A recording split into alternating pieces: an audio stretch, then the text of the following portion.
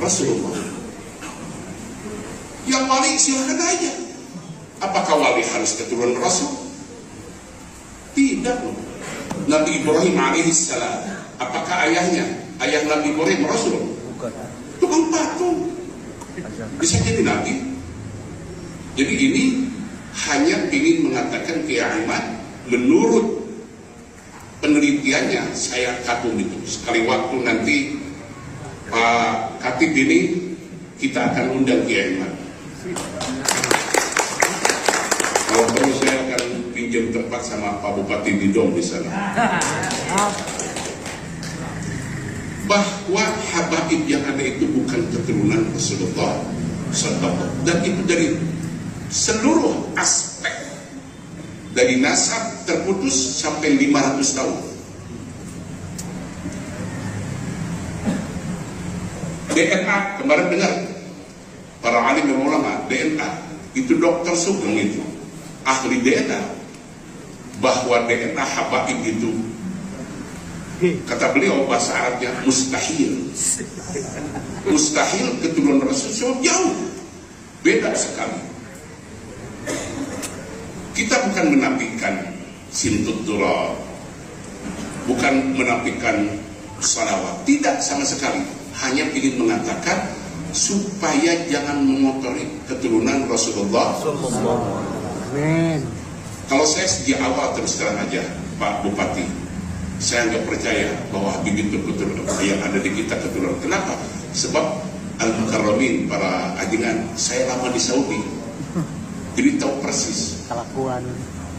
Saya punya teman di Saudi, orang Arab asli, namanya Al-Abdari kabilahnya. Itu betul-betul syarif keturunan Rasul.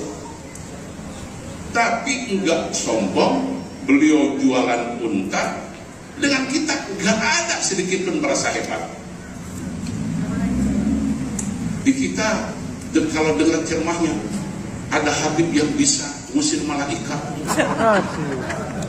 Itu kan ada Habib yang ceramah cerita, ada orang yang berdosa dikuburkan di pinggirnya Habib. Tiba-tiba ketika orang itu diadab oleh malaikat, Habib bising, marah sama malaikat. Akhirnya dihentikan sisanya. Itu kan orang gila. Dan banyak yang percaya sama yang itu orang ilmu. Wah, ini Habib. Saya terus terang tiap pengajian, menurut saya untuk apa nyembah yang wajib dihormati sujud di depan kakinya ibu. Ibu. Kalau ibu itu jelas. Kalau orang Arab, sekali waktu Pak Bupati, mudah-mudahan ini ketua MWC ada di sini. Terus terang Bupati hayang ininkeun umroh kabeh kan. Udah dirancang segala macam. Lain salah Bupati, nukia kunut nak kabarangan kabeh. Ini nasibnya sulit. Bupati udah ngomong sama saya. Tapi di jalan doa nggak cepat ibarat lagi. Susah. Itu kalau Al-Mukarramin para alim ulama lihat di Jeddah, yang di kita disembah-sembah dihormat. Di Jeddah itu lari-lari jualan minyak. Di Jeddah itu. Saya pernah ngaji ke Purwakarta, dan itu santri saya.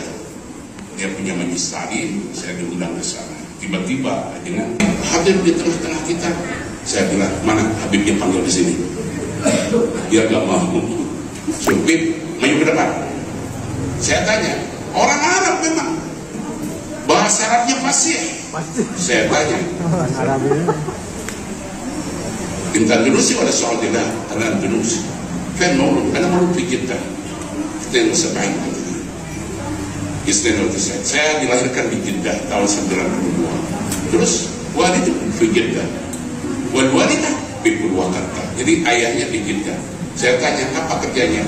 Kuli. Saya bilang sama beliau, kenapa enggak pulang ke Indonesia? Lebih enak di Jeddah. Enggak, lebih enak di Indonesia. Sebab di Jeddah papanasan jual minyak. Sampai di Purwakarta, di semas-semas. Saya bilang ya rela ini. Saya tidak rela kalau ada warga-warga itu sampai apalagi saya kalau lihat di video itu anak-anak disuruh ngantri cium kaki Habibah.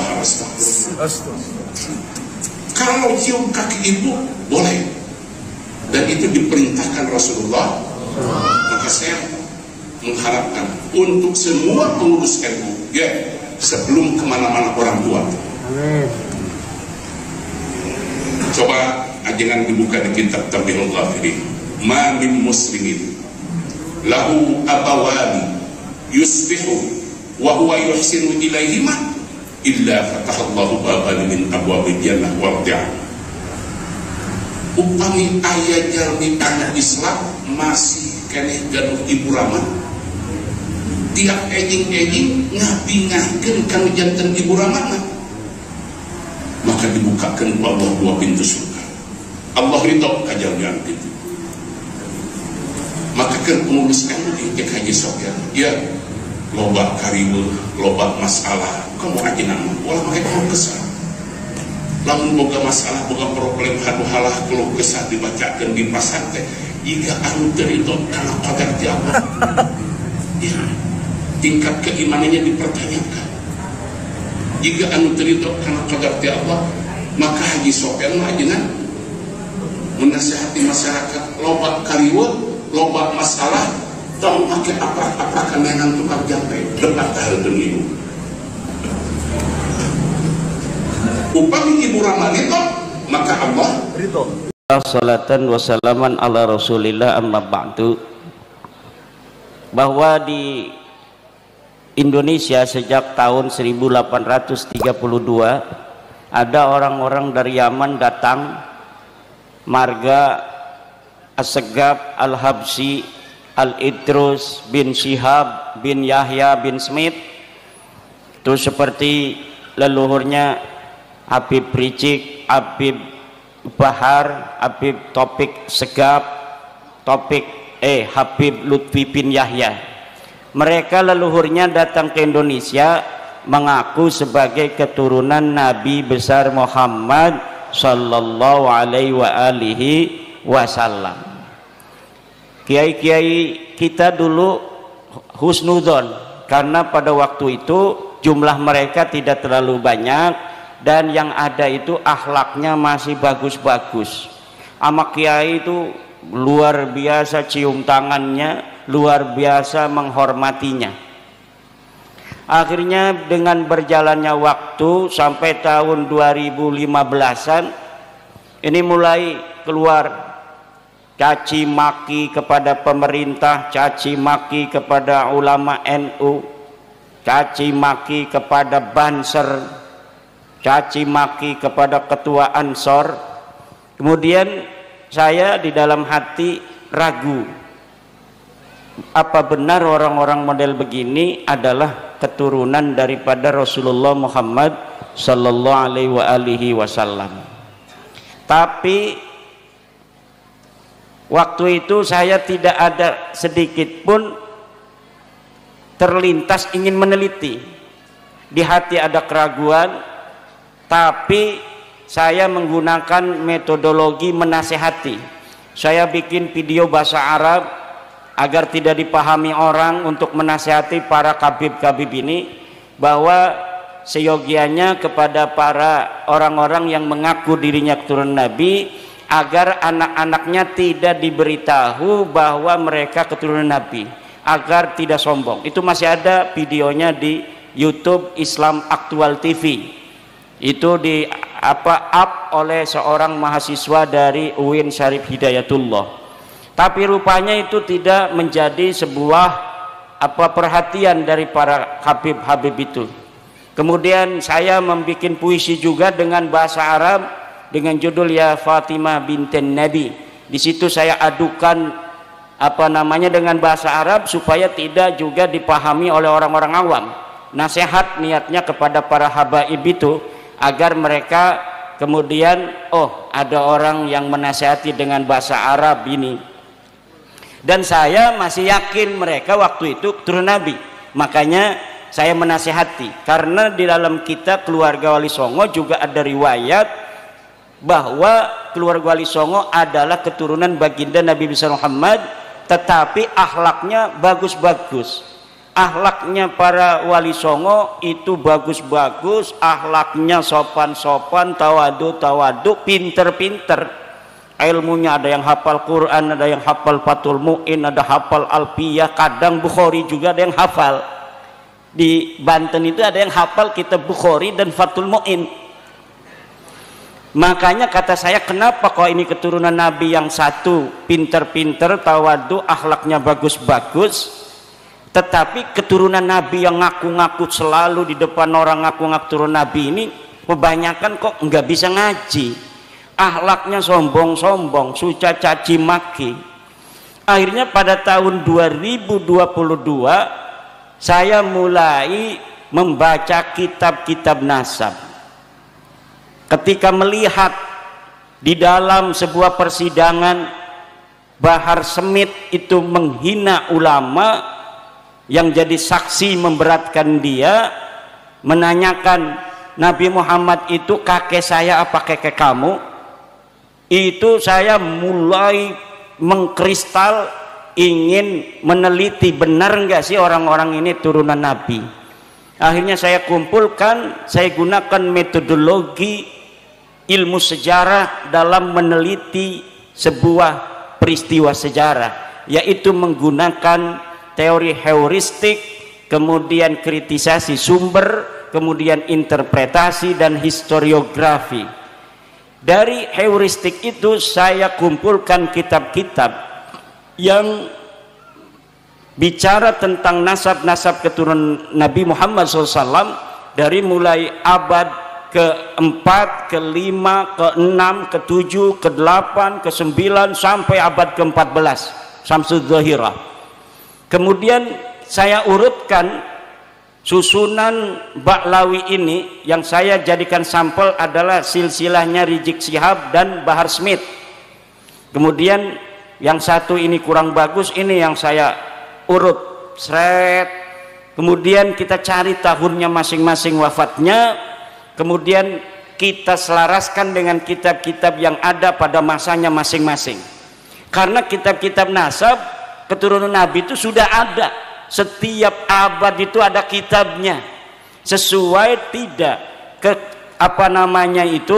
pengakuan mereka yang katanya mereka itu adalah keturunan dari Alwi bin Ubaid bin Ahmad bin Isa bin Muhammad An-Naqib bin Ja'far Ali Al-Uraidi bin Ja'far Shadiq bin Ali Muhammad Al-Baqir bin Ali Zainal Abidin bin Husain bin Fatimah bin Nabi Muhammad sallallahu alaihi wasallam. Itu saya urutkan. Ternyata dari Nabi Muhammad ke bawah punya anak Fatimah, sahih. Fatimah punya anak Husain, sahih. Husain punya anak Ali Zainal Abidin, sahih. Ali Zainal Abidin punya anak Muhammad Al-Baqir, sahih. Punya anak namanya Ja'far Shadiq, sahih. Ja'far Shadiq punya anak Ali Al-Uraidi, sahih. Ali Uraidi punya anak namanya Muhammad An-Naqib, sahih. Muhammad An-Naqib punya anak namanya Isa, sahih. Isa punya anak Ahmad, sahih.